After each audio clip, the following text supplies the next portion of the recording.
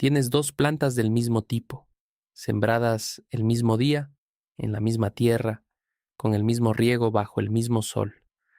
4 semanas después una tiene el doble de altura que la otra, las hojas más grandes, más oscuras, más densas. Las raíces, cuando las sacas, son el doble de extensas. La diferencia visible entre las dos es tan grande que parece un error, como si alguien hubiera cambiado una de las plantas por una variedad superior sin decirte nada. Pero no hubo cambio, no hubo fertilizante extra, no hubo tratamiento especial. Lo único diferente es un trozo de alambre de cobre, de esos que sobran cuando cambias un enchufe o reciclas un cable viejo, enterrado en el suelo a unos centímetros de las raíces. Eso es todo. Un alambre que ibas a tirar, un alambre que cuesta céntimos en cualquier ferretería y que está haciendo algo en el suelo que la industria de fertilizantes prefiere que no sepas que es posible. Eso es lo que vas a entender hoy. Y cuando termines, nunca más vas a mirar un cable de cobre de la misma manera. Lo que estás a punto de descubrir tiene un nombre en agronomía: fertilización con micronutriente de cobre. El cobre es uno de los micronutrientes esenciales para la vida vegetal. No se necesita en grandes cantidades, pero su ausencia o su deficiencia tiene consecuencias directas y medibles en el desarrollo de las plantas.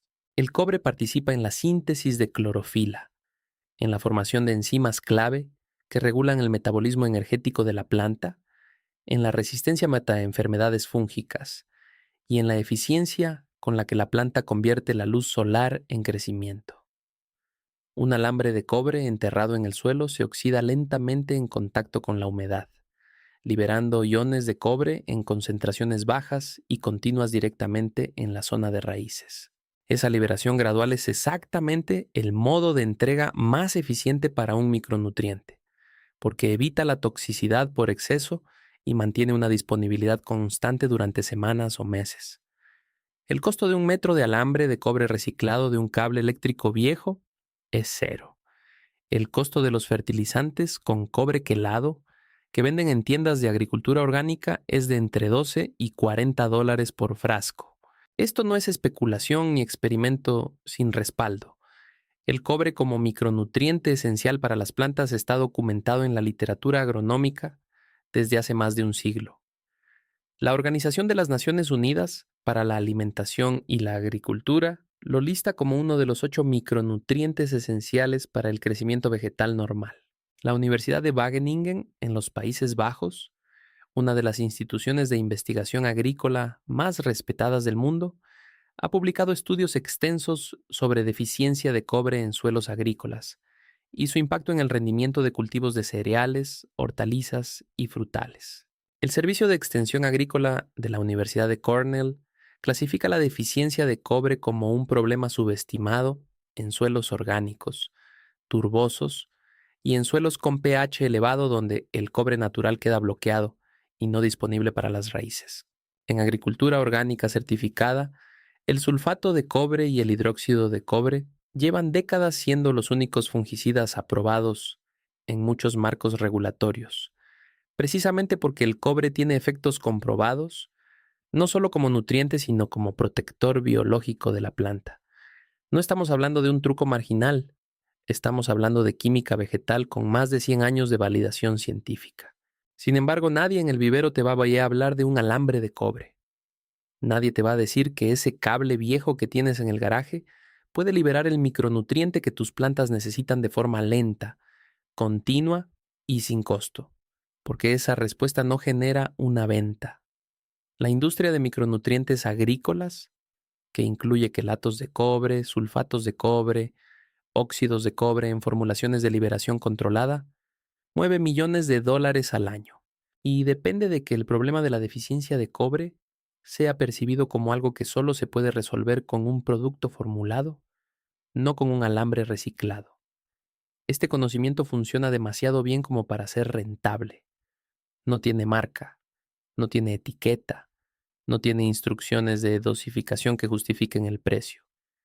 Y así, de forma silenciosa y sin que nadie lo decidiera activamente, dejó de enseñarse. Las generaciones de agricultores que sabían que enterrar objetos de cobre cerca de las plantas tenía efectos positivos fueron reemplazadas por generaciones de consumidores que compran la solución en un frasco. Has visto este principio sin reconocerlo. ¿Has notado alguna vez que las plantas que crecen cerca de tuberías de cobre viejas, cerca de conexiones eléctricas con cables sin aislar, cerca de monedas de cobre enterradas accidentalmente en el suelo, tienden a crecer con más vigor que las de su entorno? No es coincidencia.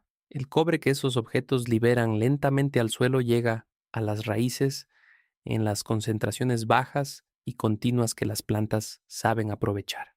Y en el otro extremo del mismo principio, probablemente has visto el efecto del exceso de cobre también sin saberlo. Esa franja de tierra directamente debajo de una canaleta o bajante de cobre en la que las plantas crecen mal o no crecen en absoluto, porque el agua que escurre por el cobre arrastra demasiado del metal al suelo, y en esas concentraciones se vuelve tóxico. La misma sustancia, en concentración baja, nutre. En concentración alta, destruye. La clave, como en casi todo en la naturaleza, está en la dosis. Y enterrar un alambre en lugar de aplicar un producto soluble es precisamente el mecanismo que mantiene esa dosis dentro del rango benéfico durante meses. Aquí está la ciencia, sin términos innecesarios. El cobre en el suelo existe en diferentes formas según el pH y las condiciones de humedad. Las plantas absorben el cobre principalmente como ion de cobre divalente disuelto en el agua del suelo.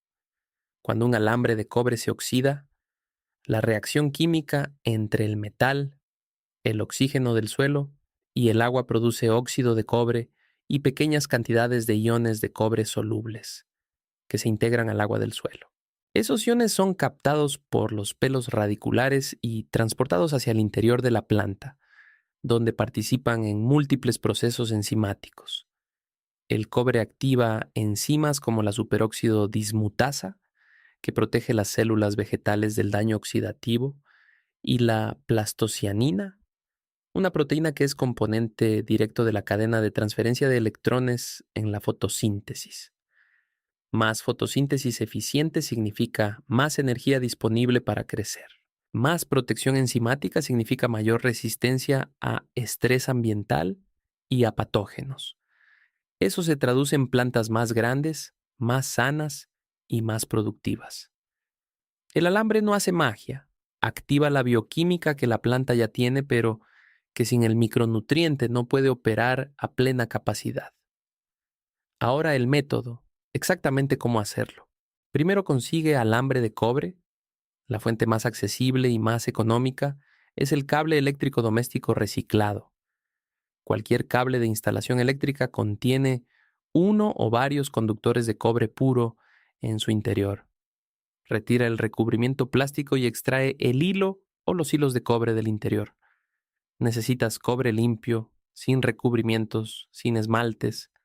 El cobre desnudo es el que se oxida y libera iones al suelo. Un cable de instalación eléctrica de 2 metros que ya no sirve para nada, más te da suficiente cobre para tratar varias plantas. Segundo, determina la cantidad correcta. La regla general para evitar la toxicidad es usar entre 5 y 15 centímetros de alambre de cobre de entre 1 y 2 milímetros de diámetro por cada planta en maceta mediana de 20 a 30 centímetros. Para plantas en jardín, entre 20 y 40 centímetros de alambre distribuidos en la zona de raíces activas es un rango seguro. Mas no es mejor. El cobre en exceso es tóxico para las plantas y para los microorganismos beneficiosos del suelo. La dosis baja y continua es el mecanismo correcto. Tercero, forma un espiral o enrolla ligeramente el alambre antes de enterrarlo. Un alambre en espiral tiene más superficie expuesta al suelo que un alambre recto de la misma longitud, lo que aumenta moderadamente la velocidad de oxidación y la liberación de iones. No hace falta una espiral perfecta. Simplemente enrolla el alambre con los dedos varias veces para darle volumen antes de enterrarlo. Cuarto, entiérralo en la zona de raíces activas. Para plantas en maceta, introduce el alambre en espiral en el sustrato a unos 5 a 10 centímetros de profundidad, a unos 3 o 4 centímetros del tallo. Para plantas en jardín, entiérralo en un arco alrededor de la planta a unos 15 o 20 centímetros del tallo, a una profundidad de 8 a 15 centímetros, donde la densidad de raíces finas absorbentes es mayor. No lo coloques en contacto directo con el tallo ni con las raíces principales gruesas. Quinto, riega después de enterrar. El agua activa el inicio del proceso de oxidación y distribuye los primeros iones de cobre alrededor del alambre. No necesitas hacer nada más. El proceso es completamente pasivo a partir de ese punto. Cada vez que riegues o llueva, el proceso continúa solo. Sexto, el alambre puede permanecer en el suelo de forma indefinida. No es necesario retirarlo. A medida que se oxida completamente con el tiempo, los meses o años, dependiendo del grosor del alambre, puedes agregar un nuevo fragmento si lo consideras necesario. Un alambre de 2 milímetros de diámetro puede tardar entre 1 y 3 años en oxidarse completamente en suelo húmedo. Aquí es donde la mayoría se equivoca. El error más frecuente y más peligroso es usar alambre recubierto con esmalte, barniz o cualquier otro tratamiento superficial. Algunos alambres de bobinas eléctricas tienen un recubrimiento de esmalte aislante que no es visible a simple vista